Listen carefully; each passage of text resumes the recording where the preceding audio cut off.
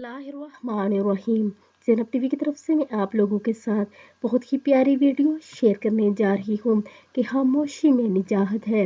हर दर्जा कोशिश करें कि अल्लाह के ज़िक्र और नेकी के कामों के अलावा ज़बान को हरकत मत दिया करें, क्योंकि ज़्यादा बोलना दिल की सख्ती का सबब बनता है और अल्लाह से सबसे ज़्यादा वही दिल से दूर होता है जो सख्त हो।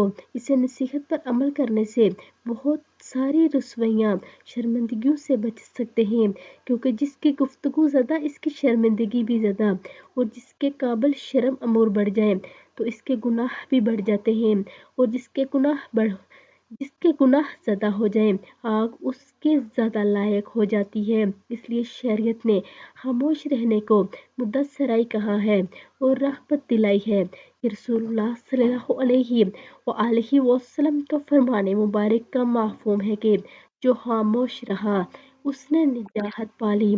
तो आप सभी इस पर अमल करें और वीडियो को भी आगे लाजमी शेयर किया करें। जज़ाकल्लाह खैर।